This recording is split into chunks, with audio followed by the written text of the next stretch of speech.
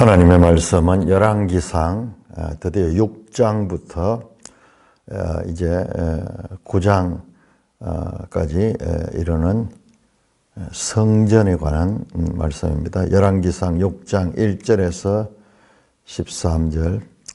이스라엘 자손이 애굽 땅에서 나온 지 480년이요 솔로몬이 이스라엘의 왕이 된 지 4년 15월 곧 둘째 달에 솔로몬이 여호와를 위하여 성전 건축하기를 시작하였더라.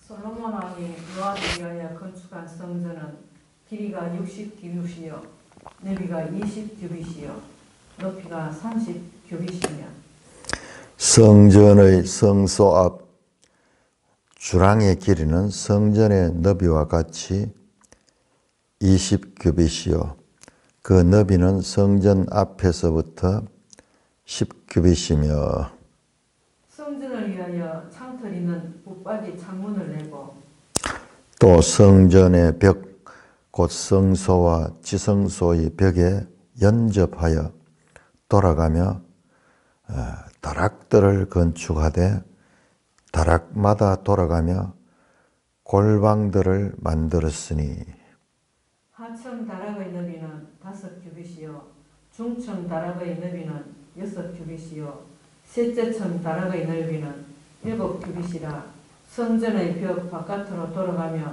턱을 내어 골방 들보들로 성전의 벽에 박히지 아니하게 하였으며 이 성전은 건축할 때에 돌을 그 뜨는 곳에서 다듬고 가져다가 건축하였으므로 건축하는 동안에 성전 속에서는 방망이나 도끼나 모든 철 연장 소리가 들리지 아니하였으며 중층 골방의 문은 성전 오른쪽에 있는데 나사 모양 층계로 말미암아 하층에서 중층에 오르고 중층에서 셋째 층에 오르게 하였더라.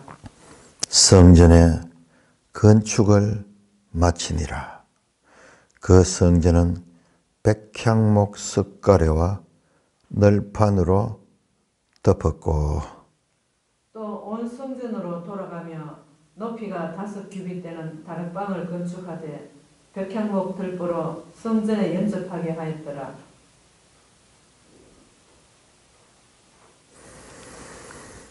여호와의 말씀이 솔로몬에게 임하여 이르시되 내가 지금 이 성전을 건축하니 내가 만일 내 법도를 따르며 내 율례를 행하며 내 모든 계명을 지켜 그대로 행하면 내가 내 아버지 다윗에게 한 말을 내게 확실히 이룰 것이요 내가 또한 이스라엘 자손 가운데 거하며 내 백성 이스라엘을 버리지 아니하리라 하셨더라. 오 하나님 아버지 은혜를 감사합니다. 오늘 이 말씀을 통하여서 하나님의 뜻을 잘 깨닫게 하여 주시옵소서. 예수님 이름으로 감사하며 기도드리옵나이다. 아멘. 자, 이제 5장에서는 성전 건축을 위한 준비 과정, 두로 페니키아의 이 백향목과 잣나무를 이제 수입해 가지고 그렇게 이제 자재들을 준비를 했습니다. 이 자재들은 다윗 때부터 모으기 시작했는 건데 이제 최종적으로 백향목과 잣나무 건축을 세우는데 아주 구조적으로 아주 중요한 그런 재료까지 다 완비가 되었습니다. 건축을 해보면은 자재가 미리 다 준비가 돼 가지고 그렇게 건축을 해야 되지 그렇지 않으면은 건축이 제대로 될 수가 없죠. 그래서 먼저 자재들을 다 준비를 하고 그 다음에 이제 그러면 그 자재를 다룰 수 있는 기술자들이 있어야 되는데 그 기술자들에 대한 이야기는 오늘 본문에는 안 나옵니다만은 아마 기술자들도 준비가 되고, 특히 나무를 잘 다루는 기술자, 그러니까 두로 사람. 우리 어제 보면은 나왔죠. 나무를 벌목하는데 시돈 사람처럼 두로와 시돈은 같은 나라죠. 그런데 이 벌목 잘하는 자, 그러니까 그 시돈 사람들은 그 레바논에 나무 벌목하는데 전문가들이요. 그렇듯이 이제 나무를 가공하고 이렇게 하는 그런 기술자들도 있어야 될 텐데, 자, 우리 여기에서 왜 솔로몬이 지혜로운 자였던가 하는 것도 다시 한번 생각하게 됩니다. 이 건축을 하려고 하면은 물론 건축 기술자들이 있어야 되고 감독들이 있고 이렇게 하지만은 그것을 다시 전체적으로 통찰하는 그와 같은 이 재능을 가진 사람이 이 성전 건축을 제대로 할 수 있겠죠. 그래서 솔로몬은 지혜와 총명과 지식이 많았던 인물이다. 요즘하고 달리 이 당시에 건축한다는 것은 참 많은 지혜를 요구하는 거예요. 그러니까 이 전체적인 그 기술자들이 하는 역할이 있고 전체를 통찰할 수 있는 그런 소위 건축주라 그럴까요? 건축주로서의 역할도 아주 중요한데 솔로몬은 그런 지혜를 가진 사람이다. 자, 우리 한번 볼까요? 이 성막을 지을 때 어떻게 짓는가? 출애굽기 25장.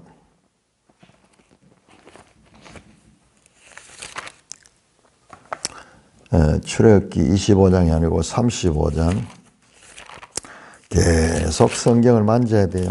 계속. 이제 신약을 많이 하다 보면 구약이 또 약해지고, 구약을 많이 하다 보면 신약이 약해지고, 계속 66권 안에서 왔다 갔다 해서 이 성경을 우리가 일생 동안 성경을 가까이 두고 계속 알아가야 됩니다. 자,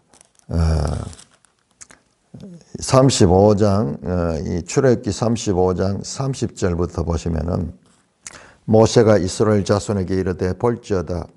자, 여기도 보면은 35장의 4절부터 보면은 이 헌물을 받습니다. 백성들이 성막을 지을 때 필요한 그런 자료들을 다 내어서 덮개 11절에 보니까 성막과 천막과 덮개와 갈고리와 널판과 띠와 기둥과 받침들과 쭉 이런 이 필요한 재료들을 이 헌납을 받습니다. 자원해서 20절부터 보면은 이스라엘 온 회중이 모세 앞에 물러갔더니 마음이 감동된 모든 자와 자원하는 모든 자가 해막을 짓게 하여 그 속에 썰 모든 것을 위하여 거룩한 옷을 위하여 예물을 가져다가 여호와 앞에 드렸다. 그래서 전부 다 예물을 바쳐서 그거를 이제 준비를 하고, 자, 그것을 다룰 기술자를 뽑습니다. 30절에 모세가 이스라엘 자손에게 이르 볼지어다 여호와께서 유다 지파 훌의 손자요 우리 아들인 버살레를 지명하여 보려 하나님의 영을 그에게 충만하여 지혜와 총명과 지식으로 여러 가지 일을 하게 하셨다. 하나님이 그들에게 지혜와 총명과 지식으로 여러 가지 일을 하죠. 솔로몬이 이 지혜와 총명을 받았잖아요. 자, 35절 보면은 지혜로운 마음을 그들에게 충만하게 하여 여러 가지 일을 하게 하셨다. 오홀리압이라는 인물도 등장하죠. 34절에. 오홀리압은 주로 이 조각 같은 거 이런 걸 많이 했던 것 같아요. 부살렐이 총 감독이고, 그리고 실제로 하나님께서 그런 지식을 많이 가져가게 해서 그래서 35절에 보시면 제일 끝에 정교한 일을 고안하겠다. 디자인했다는 거예요. 아주 섬세하게 디자인했다. 36장 1절 부살레엘과 올리암이 마음이 지혜로운 사람 곧 여호와께 지혜와 총명을 부어서 일을 할 수 있도록 하신 자. 36장 2절 보세요. 모세가 부살레엘과 올리압 및 마음이 지혜로운 사람 곧 그 마음이 여호와께로부터 지혜를 얻고 와서 그 일을 하려고 마음에 원하는 자를 불렀다. 참 지혜로운 자. 그러니까는 8절에도 일하는 사람 중에 마음이 지혜로운 모든 사람이 그러니까 이 성막보다도 훨씬 큰 건축인데 이것을 하기 위해서 이 왕이 지혜와 총명을 가진 왕이 필요했던 것도 솔로몬의 지혜와 총명은 이와 같은 성전 건축을 하는 데에서 총감독을 할 수 있는 사실상 집을 짓거나 이렇게 보면요 건축주가 이 제대로 이 생각을 가 있으면은 건축이 일관되게 되는데 건축주가 그게 없이 하다 보면 막 하다가 막 중간에 계획이 변경되고 이런 경우가 많이 있어요. 그래서 제대로 된 집을 지으려고 하면 건축주가 미리 준비를 해야 돼요.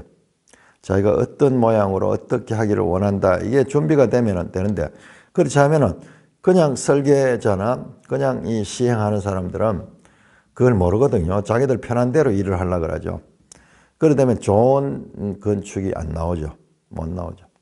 우리가 인테리어 한데도 우리가 기본적으로 이 설계들을 가지고 좀 공부를 했었잖아요. 그래가지고 이렇게 나라가 비교적 우리가 이 공간에 합리적인 그런 공간 분할을 했는 것 같아요. 없는 것 같아요. 그게 이제 그게 건축주의죠. 그러니까 인테리어 업자들은 와서 이렇게 해달라고 하면은 이렇게 해주는 거고 안 그러면 그 사람들은 전적으로 다 맡겨야 돼. 근데 그 사람들은 일을 하는데 그 하지 그 설계하는 데는 또 전문이 아니거든요. 그럼 그 사람들 힘들어요. 그러니까는 이 건축이라는 것이 그냥 되는 게 아니에요. 그러니까 하나님께서 이 큰 건축 고대 당시로는 이게 3층 건물이에요. 3층 건물. 여러분 오늘날 그지 콘크리트를 사용하지 않고 그런 시대에 목재와 석재를 이용해 가지고 3층을 짓는다는 것은 이것은 쉽지 않은 그런 일입니다. 그래서 이 솔로몬이 지혜로운 것도 성전 건축과 밀접히 연관이 있다. 이 보시면요. 6장 7장이 성전 건축인데 그건 7장이 깁니다. 7장이 52절까지인가 그렇게 있습니다. 7장이 51절까지는 51절 7장 1에서 51절 보통 뭐 한 장이 한 20장 같으면 이것만 해도 한 2장 뭐 그러니까 지금 성전 건축이라는 단어가 계속 나옵니다. 그런데 신기하게도 여기 자세히 보시면은 7장 1절에서 11절까지인가 여기에는 왕궁 건축이 나와요. 왕궁 건축이 나오고 또 나머지 12절에서 51절까지는 성전의 기물들 만드는 그런 내용이에요. 성전 기물 나오는 거. 그 6장도 자세히 보면 오늘 읽었던 이 부분은 1절에서 10절까지죠.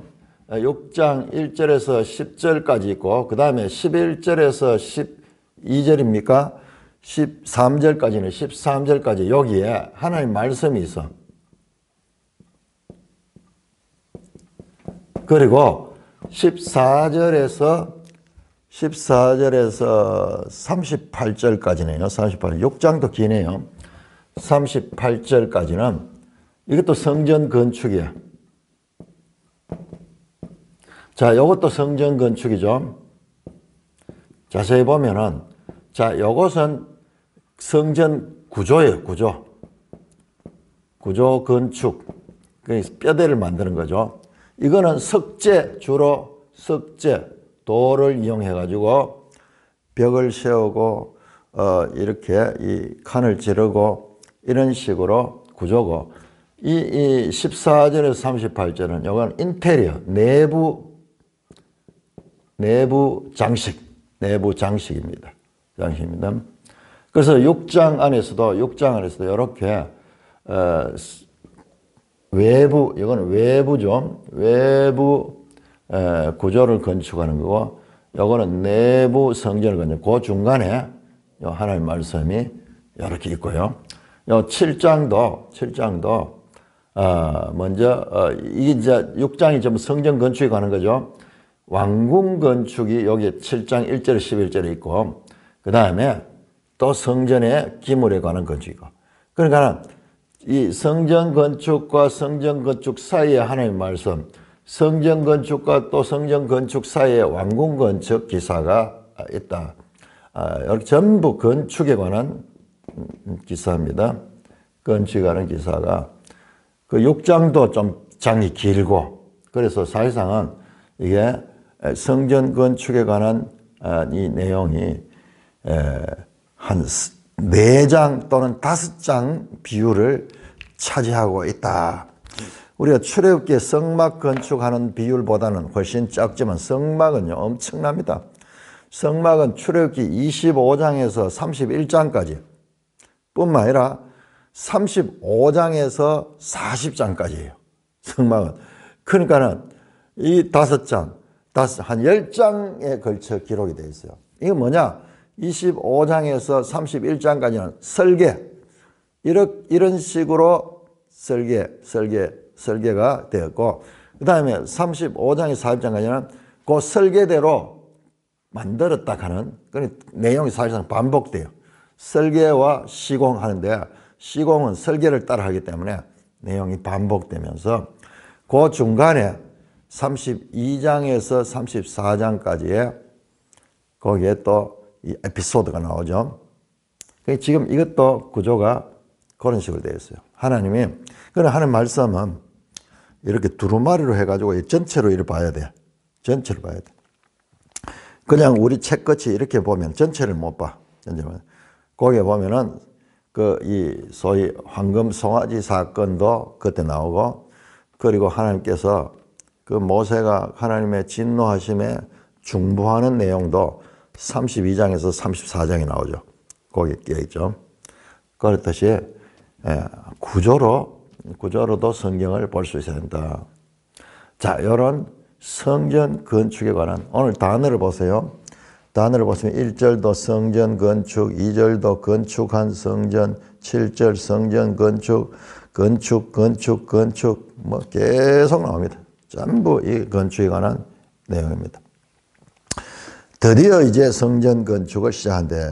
근데 성경은 성전 건축을 시작하기 전에 이스라엘 자손이 애굽 땅에서 나온 지 480년. 애굽 땅에서 나온 지 480년.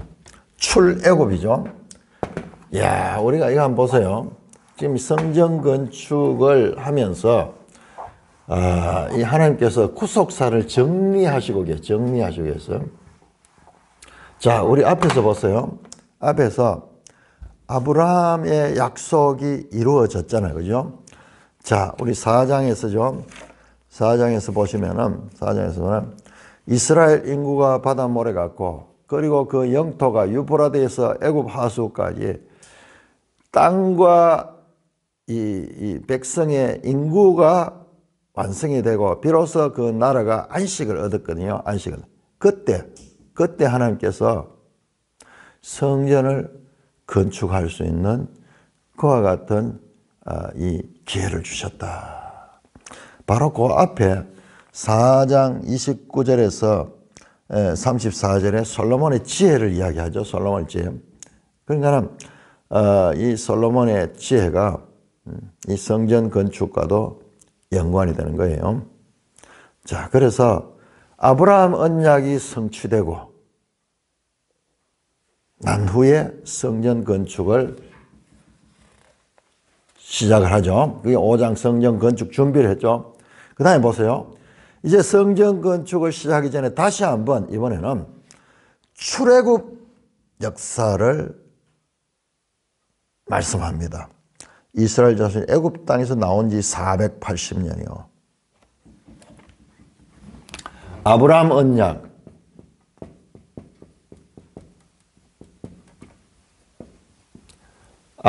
BC 2000년경에 아브라함 언약의 성취, 그 다음에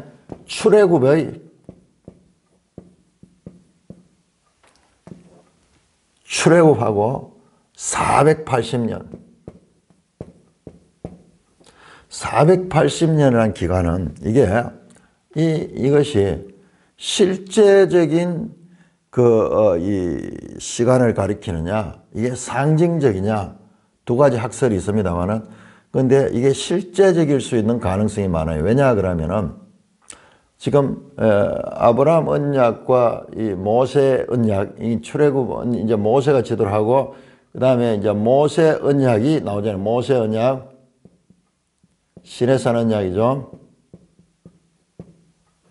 요게 한 500년 차이나요. 이게 한 BC 1500년경이요. 그 다음에 모세로부터 다윗까지가, 다윗 언약을 받은 지가 요게 1000년경이에요. BC. 그러니까는 한 500년 단위로 이 큰 언약이 주어지는 거고, 지금 이 연장선상에 있죠. 이 연장이죠.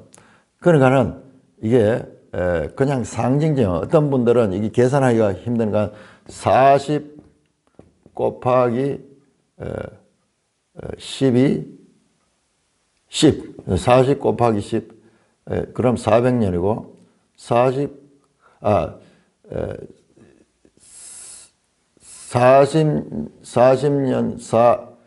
12 하면 어떻게 되냐? 12네, 그죠?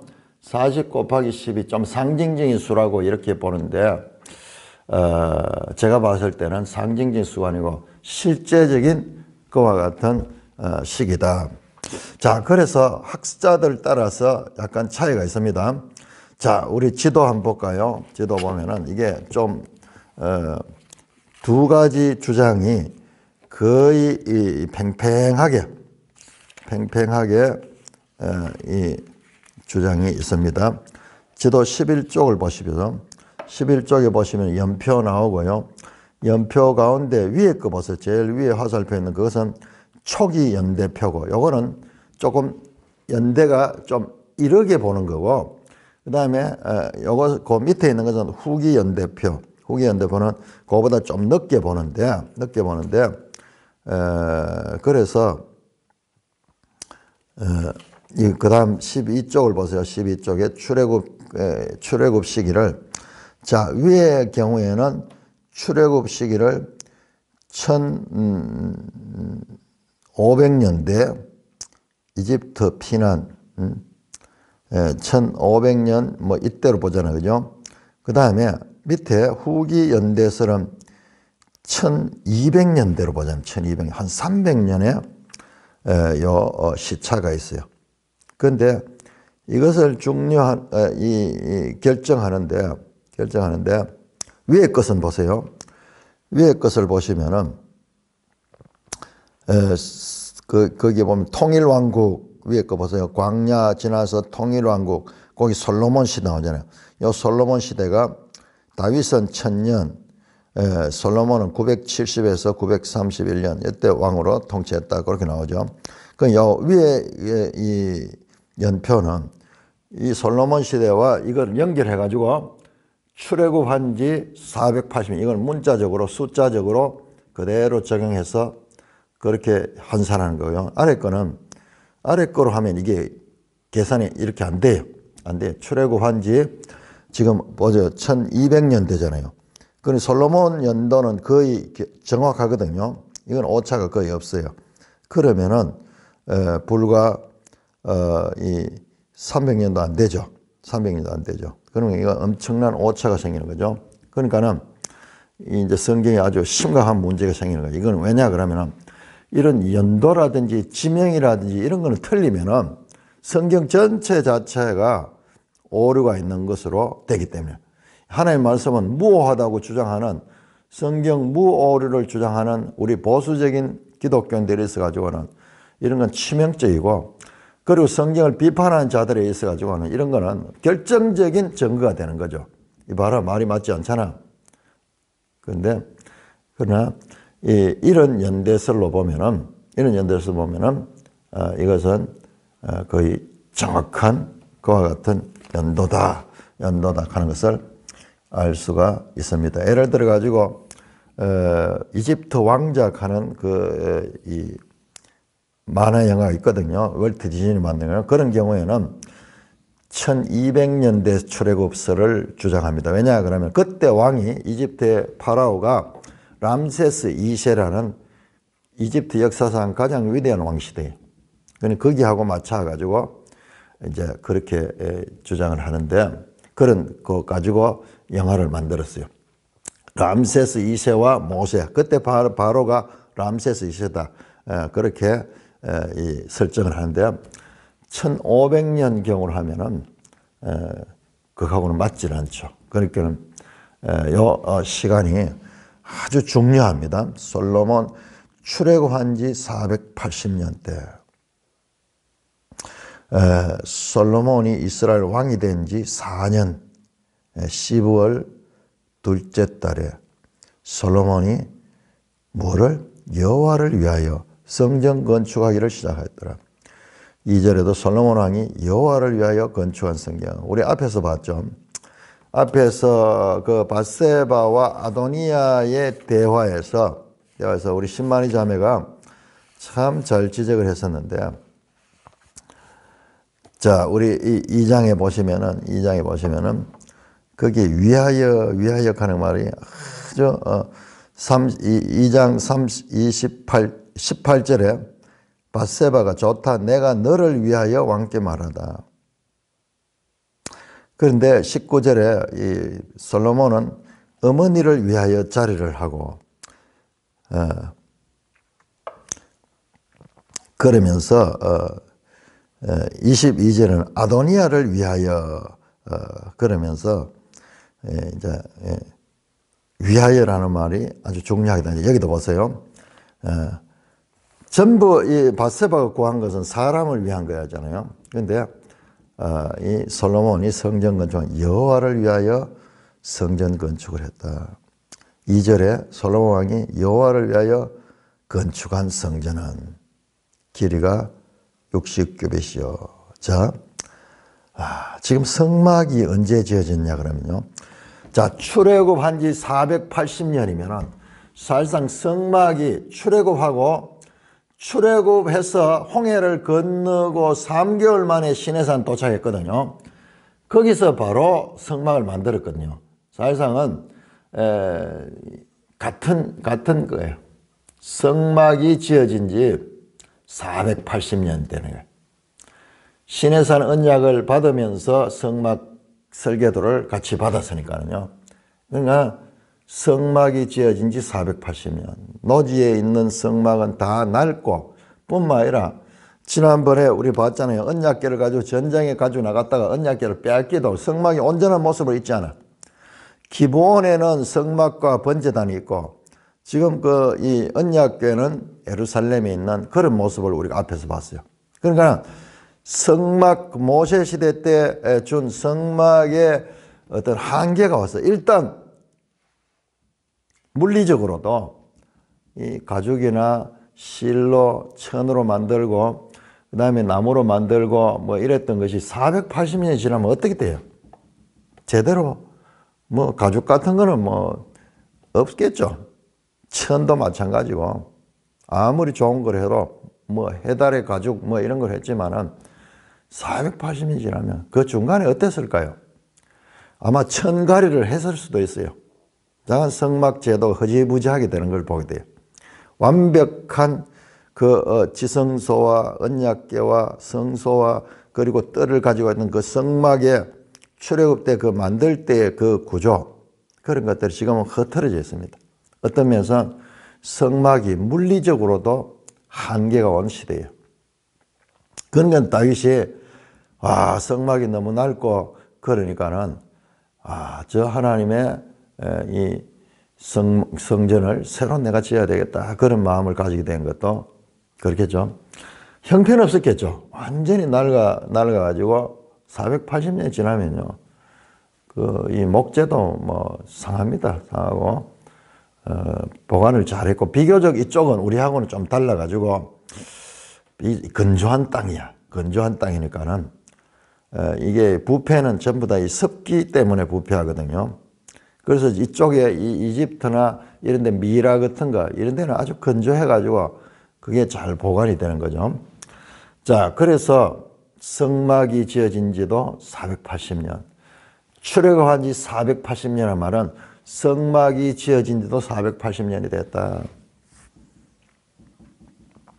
그래서 이제 성전을 짓는데 성전의 길이나, 자, 이 성전 이 디자인은 어디서 나왔느냐?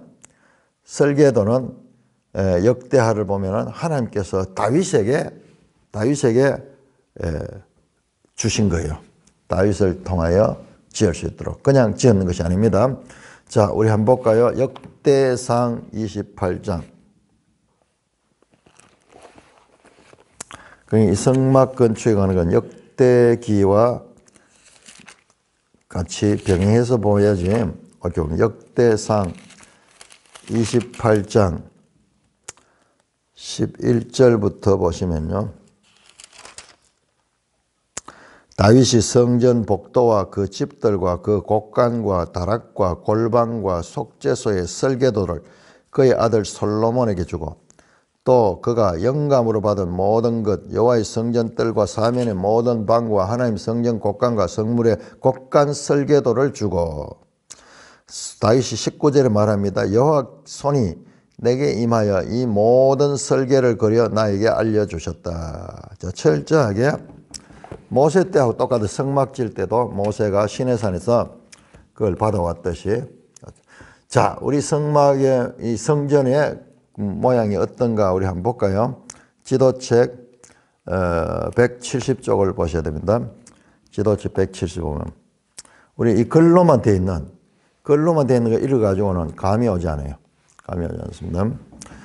자, 솔로몬 성전을 그 외부적으로 이 그린 그림이 170쪽이 나오죠. 그 다음에 173쪽에 보면 내부도 이렇게 보여주고 있는데 이런 모습입니다. 이게 이제 좀 멀리서 봐서 그런데 이게 3층 규모로 3층 높이가 13m 정도 됩니다. 높이가 13m 같으면 요즘 아파트 한 층에 한 3m 됩니까? 3m. 와, 13층 같으면 엄청나네요. 한 5층 정도 안 되겠어요? 5층까지는 안 되게 한 4층 정도 되겠네요. 높이가. 그런데 요즘은 별거 아니고 그 당시로 그렇게 높이 13m 되는 그런 건물은 그 당시의 건축 기술로서는 참 대단한 건축입니다. 자, 그래서 2절에 성건축 길이가 60규빗이요.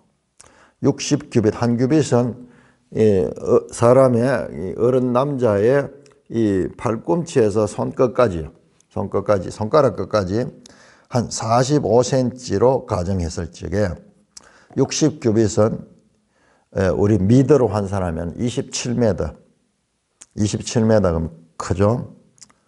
건물이 이 독립 건물의 길이가 27m.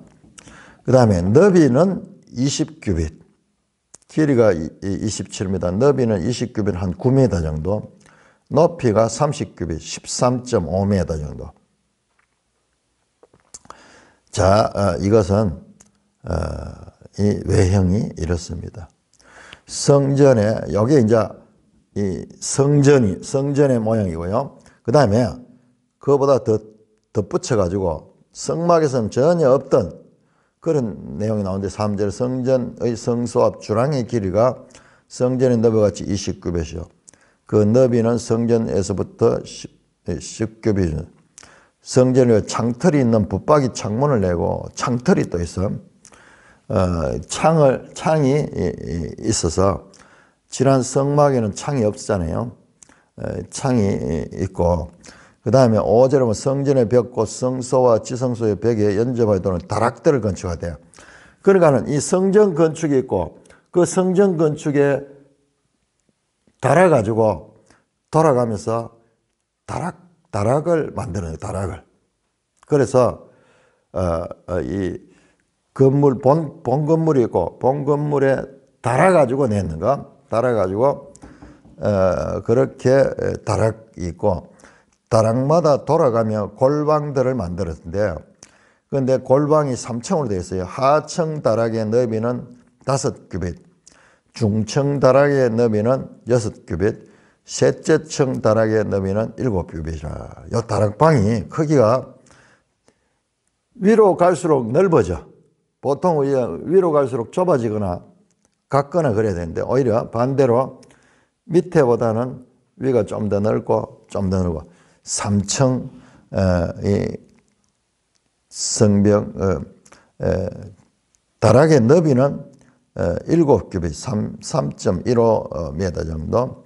그 다음에 성전 벽 바깥으로 돌아오면 턱을 내어 골방 들보들로 성전 벽에 박히지 않기다.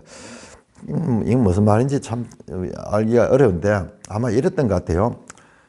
우리 집에도 그랬듯이 본 건물이 있고 거기에 달아가지고 이렇게 냈잖아요. 그러면서 방도 만들고 막 그랬잖아요. 그런 것 같아요. 그 이야기를 하는 것 같아요. 네, 돌아가며 턱을 내가 골방 들보들 성전 벽에 박히지 않게. 자, 이제 다락을 지으려고 그러면 거기도 기둥이 있어야 되고 석가래가 있어야 되고 그래 되겠죠. 그런데 이쪽에 이 바깥쪽에다가 여기에다가 하고 작은 성전 본 건물에는 이 연결 안 되도록 뭐라 그럴까요? 그 이 석가래나 기둥 같은 것이 본 건물하고는 관계없이 그렇게 달아낼 수 있도록 그렇게 했다. 7절에 이 성전은 건축할 때 돌을 뜨는 데서, 그러니까 지금 요걸 자세히 보면은 이게 전부 다 성전의 외부 건축 구조예요. 그래서 재료가 뭐냐 하면 여기는 돌이에요.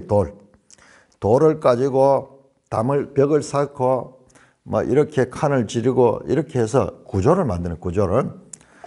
그래서 이 석재를 가지고 이제 구조를 만드는데 석재가 아니고는 높이 이렇게 높은 거 할 수가 없는 거죠. 그래서 석재를 가지고 건축하는데 돌을 뜨는 곳에서 다듬고 가져다가 건축했다. 아마 이스라엘에도 돌은 많이 있었던 것 같아요. 그래서 돌이 있는 돌산이 있겠죠. 돌산 같은데 그런 데 가서 거기에서 직접 거기서 돌을 켜내고 그 다음에 거기서 따듬어 가지고 그걸 운반해 가지고는 그대로 조립할 수 있도록 그렇게 공사를 했다는 것입니다. 돌을 뜨는 곳에서 다듬고 가져와 가지고 건축했습니다. 건축하는 동안 성전 속에는 방망이나 도끼나 모든 천장장 소리가 아니다. 돌을 가져와 가지고 현장에서 여기서 따듬어 가지고 건축한 것이 아니고 미리 바깥에서 다 따듬어 가지고 와서 여기 와서 조립만 했다. 그래서 여기서는 망치나 철 연장 소리, 돌 따듬으려고 하면 소리가 많이 나겠죠. 막 요즘 같으면 그라인더 소리가 나고 그 다음에 거기에 정 소리가 나고 막 깨기 위해서는 망치 소리가 나고 도끼 소리 나고 이런데 이제 그런 것들이 나지 않도록 성전을 다듬을 때 그러게 했다. 자, 그런데요. 자, 우리가 이 돌을 다듬는 거, 이 문제를 신명기에서는 말씀하고 있습니다. 우리 한번 볼까요? 신명기 27장.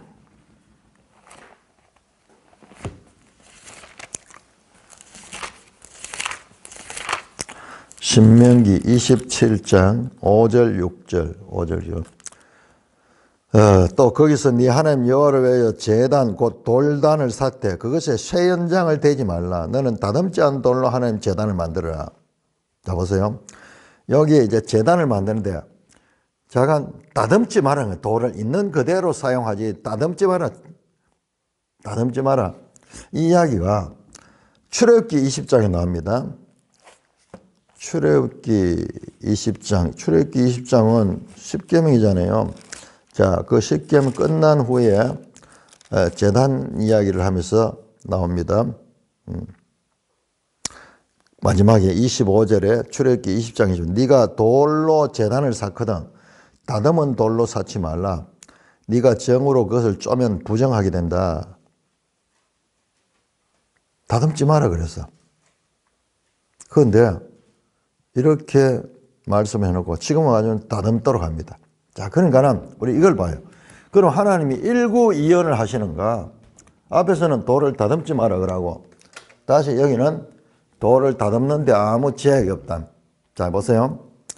이게 이제 하나님의 구원 계시의 변화와 발전이에요. 시간에 따라서 딱 그 기준에 묶여 있는 것이 아니라 자, 그 명령은 이제는 사문화되고 잘 다듬어서 건축을 해야 되죠.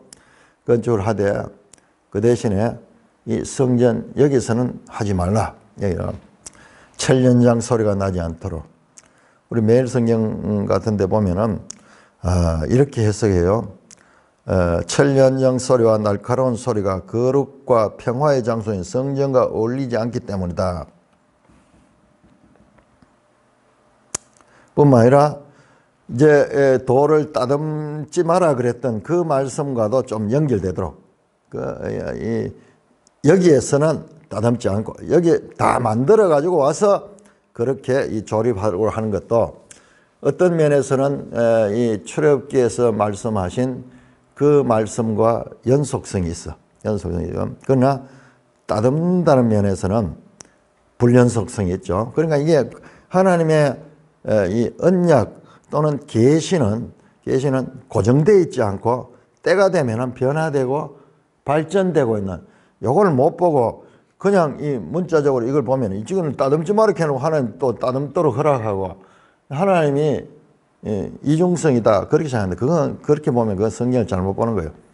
하나님이 구원 계시가 출애굽할 때 그 다음에 가나안에 정복했을 때 또 이 포로로 갔을 때 그 다음에 다시 예수님이 오신 신약시대 이 하나님의 구원의 경륜이 발전적인 변화가 있다는 것을 염두에 둬야 됩니다.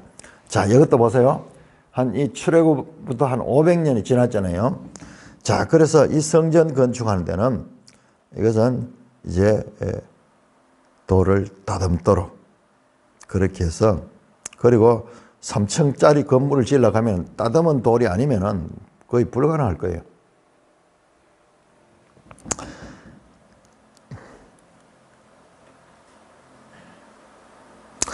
그 다음에 이 8절 중충골방의 문은 다락방을 가리키는 모양이죠. 다락방이 아니라 골방은 또 다락방하고 또 좀 다른 것 같아요. 다락 맞네요. 다락의 골방. 중층 골방의 문은 성전 오른쪽인데 나사 모양 청계로 말미암아 하층에서 중층으로. 이야, 좀 특이한 거죠.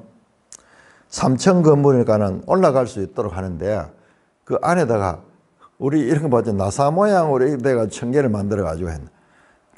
이걸 이제 학자들이 야, 이 당시에 이런 건축 기술이 있었을까 그러면서 의심을 많이 하는데 성경에 여기 나오죠.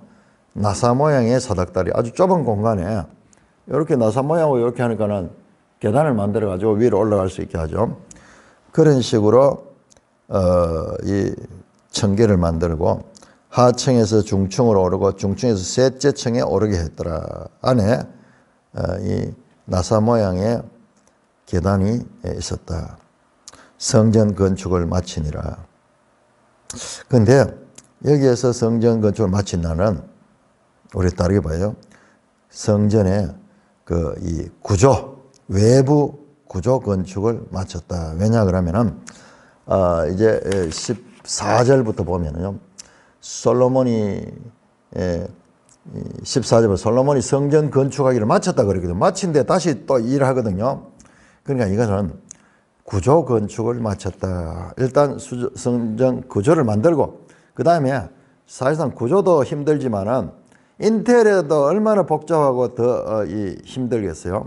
그래서 인테리어도 이제 하게 되는 겁니다. 그래서 일단은 이 본문에서는 성전 건축을 마치니 구조 건축을 마쳤다. 그렇게 볼 수가 있습니다. 그 성전은 9절입니다. 백향목 석가래와 널판으로 덮었고, 석가래를 사용하고 널판으로 지붕을 만들겠죠. 또 온 성전에 돌아가며 높이가 5겹이 되는 다락방을 건축하되 백향목 들보로 성전에 연접하게 하였더라. 그러니까 우리가 성막과는 전혀 다른 형태라 하는 것을 생각을 해야 되고, 많은 방들이 있다. 이 방들이 뭐 하는 것일까? 그러니까는 이 성막에서는 그런 것이 있을 수가 없었죠. 왜냐 그러면 그건 계속 이동해야 되는 때예요. 지금 여기는 이제 정착하기 때문에 여기에 필요한 이 제사 지내는데 이 성전 관리하는데 필요한 그런 기물들 이런 것들을 다 넣어가지고 이 보관할 수 있고, 때로는 여기 제사장들이 거주할 수도 있는 그런 공간들, 그것들이 이 성전 속에 있다는 것을 보게 됩니다. 자, 성막보다는요, 이 성전이 크기가 훨씬 큽니다. 예를 들어서 어떤 분이 나라는 걸 보니까는요, 제가 이것을 이렇게 보니까는 그 3층으로 되어 있잖아요. 이 3층 되는 것도 혹시 삼층천과 연관이 있지 않을까? 하늘에 삼층천과 그런 생각도 들기도 했고요. 크기를 보면은 예를 들어서 이제 내일 다음 시간에 나오겠는데, 이 지성소 같은 경우에는 크기가 여기에는 성막에서는 지성소가 크기가 한 6평 정도 돼요. 그러니까 아주 작은 방이에요. 작은 방, 한 6평짜리. 그런데 지금 이 열왕기상의 성전의 지성소는 평수로 환산을 해보니까는 24평 내지 25평 정도 돼요. 25평. 훨씬 더 크죠. 그래서 규모적으로도 훨씬 더 크고, 재료 면에서는 뭐 비교할 수 없이 다르고, 그래서 성막은 이동식이었고 성전은 이제 고정식이고, 그렇게 이 성전이 됩니다. 자, 11절에서 13절 말씀드렸듯이 이 성전 건축 외부 건축과 그 다음에 이제 14절부터 내부 건축에 대한 이야기가 나오는데, 그 중간에 이 말씀이 있습니다. 11절에서 13절. 그러니까 성전 건축을 다 하니까는 이제 이 성전에서 제사 잘 지내고 이 성전을 잘 관리해라 이런 말이 나올 줄 알았는데 전혀 땀빡인 땀. 자, 11절 여호와의 말씀이 솔로몬에게 임하여 이르시되, 12절입니다. 내가 지금 이 성전을 건축하니, 자, 성전을 건축하니 이 성전에서 제사 잘 지내고 성전을 잘 관리해라 말이 나올 것 같죠? 전혀 아니에요. 성전을 건축하니 네가 만일 내 법도를 따르면, 내 율례를 행하면, 내 모든 계명을 지켜 그대로 행하면 내가 내 아버지 다윗이 한 말을 너에게 확실히 이룰 것이요. 다윗이 한 말이 뭡니까? 다윗 언약. 다윗의 후손들이 왕위를 계속 이어가게 되는 그것을 이룰 것이고, 13절 네가 만일 이스라엘 자손, 내가 또한 이스라엘 자손 가운데 거하며 내 백성 이스라엘을 버리지 아니하겠다. 그러니까 이 성전에 하나님이 거하시겠다는 말씀입니다. 그런데 조건이 있어. 네가 내 법도를 따르고 내 율례를 따르고 내 모든 계명을 지켜 그대로 행하면 이 성전이 유지가 될 것이고, 언약도 다윗 언약도 이루어질 것이지만, 그렇지 않으면은 내가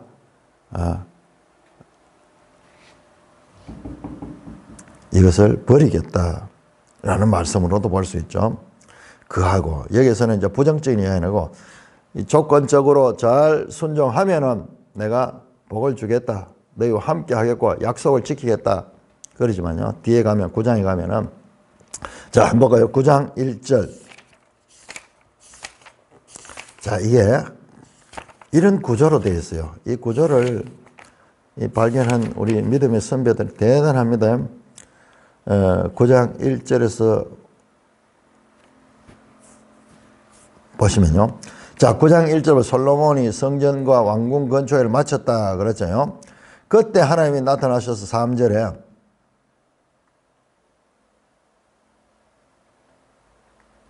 4절 보겠습니다.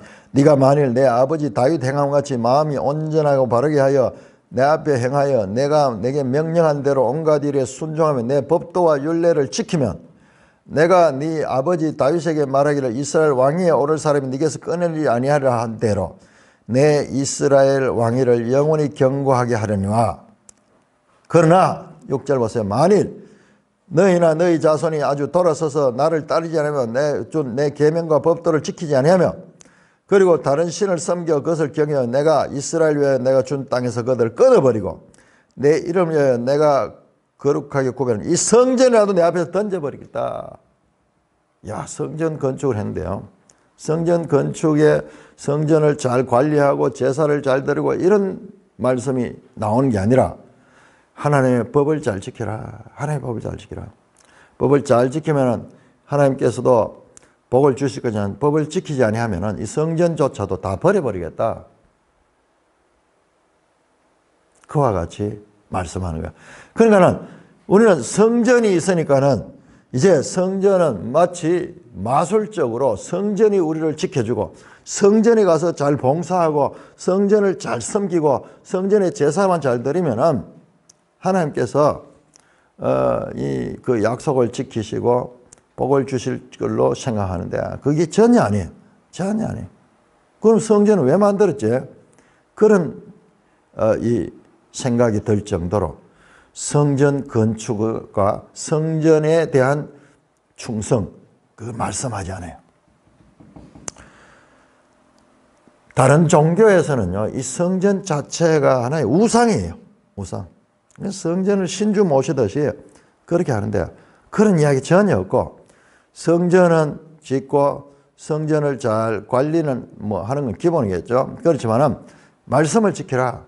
법도와 율례와 계명을 지켜 행하는 데 따라서 하나님이 재앙을 줄 수도 있고 성전을 다 파괴해 버릴 수도 있고 계속 유지할 수도 있다. 그 백성도 계속 유지할 수도 있고 아니면 그 백성을 버릴 수도 있다. 그와 같이 말씀합니다. 성전 건축에 의해서 이스라엘 종교가 의식적 종교로 변하지 않았어요. 이제 너희는 이 성전에서 제사만 잘 드리라 그거 아니에요. 성전은 성경대로 짓지만은 그러나 모세에게 준 그 법, 옛 언약의 법, 그 법을 순종하는 데 따라서 하나님이 복도 주고 저주도 줄 것이지만은 이 성전이 만능이 아니다. 만능이 아니다. 우리 에레미야서 8장, 에레미야 7장에 이 성전 여호와의 성전이다, 여호와의 성전이다, 여호와의 성전이라 하는 거짓말을 믿지 마라. 왜? 그 사람들 왜냐? 여호와의 성전이 우리를 지켜준다. 이 성전이 하나님의 이 상징이다. 그러면서 성전을 의지하는 거야. 우상처럼 다른 백성들이 우상을 만들듯이 여러분 한번 보세요. 이스라엘 지금 신상이 하나도 없잖아요. 신상이 하나도. 지금 성전도 신상이 아니잖아요. 그냥 건축물이야. 그러나 이 이스라엘 백성들이 이 성전을 마치 우상처럼 숭배하는데 그걸 철저하게 방지하는 말씀을 하십니다. 법을 지켜야 된다. 법을 지켜야 된다. 예수님이 이 율법을 내가 폐하러 온 것이 아니라 완전케 하러 왔다 말씀했듯이 이 성전 자체도 율법을 대체하는 게 아니에요. 율법을 대체하는 거. 성전은 성전대로 잘 짓되 그리고 성전을 잘 관리하고 성전의 법을 지키되 그러나 너희 삶에 있어서 이 하나님의 계명들을 잘 지켜야 된다. 그렇지 않으면은 성전이 그 말씀 불순종에 대한 그와 같은 이 보상을 해주는 게 아니다. 보상을 해주는 게 아니다. 참 이 성전을 이렇게 중요하게 다루면서도 성전 자체는 그 자체에 대한 이 우상화 그런 것을 철저하게 경계하는 말씀을 볼 수가 있습니다. 뿐만 아니라 이 열왕기 상하는 한 권의 책인데 이 책의 마지막에는 이렇게 지은 성전이 파괴되고 다 약탈되는, 심지어는 불타버리는 그런 장면이 나오는 것도 우리가 주의 깊게 봐야 된다. 이 성전에 관한 하나님의 뜻이 무엇일까? 이건요, 신학적으로 깊은 사유를 요구하는 거예요. 이따 보면은 이제 더 그런 것들이 나오는데, 하나님이 성전을 이렇게 짓도록 했지만은 이 성전이 하나님이 거하실 곳이 아니다는 역설적인 말씀도 또 하나 하십니다. 내가 거할 성전을 지어라 해놓고도 내가 거기 그런데 거하는 게 아니야. 이런 모순적인 말씀이 이제 나오는데, 이 성전 신학은요, 우리 기독교 신앙에서 가장 중요한 신학적인 의미들이 담겨 있습니다. 그런 것들도 앞으로 우리가 지금 다음 주까지 계속 이 성전을 깊이 봐야 돼요. 성전을 봐야 돼요. 깊이 묵상을 합니다. 다음 주까지 이어지는데, 이제 명절도 껴있고 뭐 이런 기간인데 우리가 그 기간에 흩어지면 안 돼요. 제일 중요한 성전에 관한 내용을 이번 기회에 한번 제대로 이해를 하고 깊은 신학적인 사유를 해야 돼요. 그게 성경이 우리에게 말씀하는 겁니다. 성경은 우리에게 그냥 명제적으로 이렇게 하라 저렇게 하라 그런 말씀은요, 아주 부분적으로 일시적으로 있지. 어린 시절에 마치 초등학생들한테 뭔가 이래라 저래라 가르치는 것처럼 그 기본 시절에 있지만 나머지는요, 참 우리가 하나님이 누구신가를 알아가야 돼요. 야, 이게 성전 건축이 가지는 의미가 무엇인가, 이거를 깊이 상고하는 그런 우리의 신학적 사유의 근육을 기르도록 그렇게 돼 있어요. 솔로몬 기사도 여러분 한번 보세요. 나중에 보면은 솔로몬 기사가 우리에게 그냥 이 솔로몬처럼 저렇게 해라는 말씀이 전혀 아니에요. 그런데 우리는 그렇게 하려네요. 솔로몬처럼 복을 받고 지혜를 받고 부를 받는, 그것이 하나님을 잘 섬겨가지고 그런 복을 받는다. 우리도 솔로몬처럼 그렇게, 그 말씀이 전혀 아니라니까요. 그건 우리가 원하는 그 말이고, 하나님은 이 솔로몬 기사도 이제 나중에 11장까지 나오는데 이걸 전체를 보면은 하나님 뜻이 무엇인가를 알 수가 있습니다. 그러므로 이런 열왕기 같은 이야기는 단순한 이야기가 아니라 깊은 신학적 사유를 하게 하는 그런 내용들이 그 속에 함축되어 있다는 것을 알 수가 있습니다. 찬송가 208장입니다.